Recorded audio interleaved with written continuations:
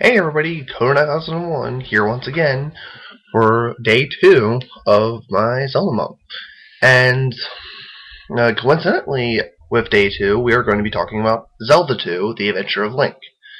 Now, with this game, it's considered now to be the black sheep of the Zelda franchise, mainly because it's a side-scroller, much different than all the other Zelda games. However, keep in mind, at the time, it was only this and the original Zelda game, so there was no set um, gameplay for how the Zelda series was going to go about. Now, in Zelda II: The Adventure of Link, you start out in the resting place where Zelda is laying in like some kind of sleeping spell, and you have to wake her up somehow. Now, the whole goal is to get her to wake up, obviously, and this is way after Ganon was defeated, and he's not going to come back, obviously.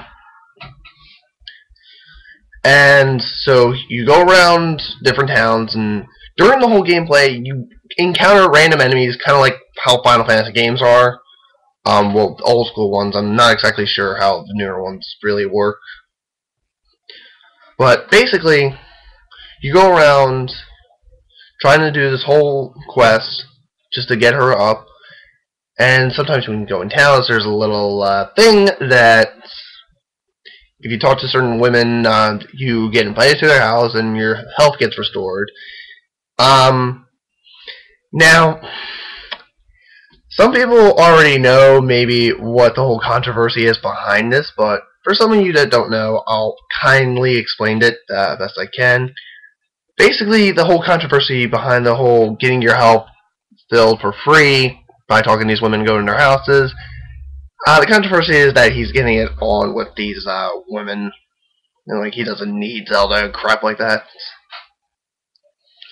But with the whole quest, now the thing is though, if you die once, you start all the way back at the beginning. You don't get warped to the last place you visited. No, you go all the way back to the beginning. And the final boss at the end of the whole game is your shadow, like known as Dark Link, obviously, or Shadow Link, whatever they wanted to call it back then. But basically, he mimicked every move you did, and it's like next to impossible to beat. I mean, I have yet to beat it myself, but from what I saw from James, the Nintendo nerd, or angry video game nerd, as what he prefers his character to be now, when I saw him play the Zelda II: The Adventure of Link, he, as a joke initially, put on the Power Glove and played with that. And while he was doing his outro, he was basically making Dark Link look like it was nothing. And I to this day, I find that it was pretty funny.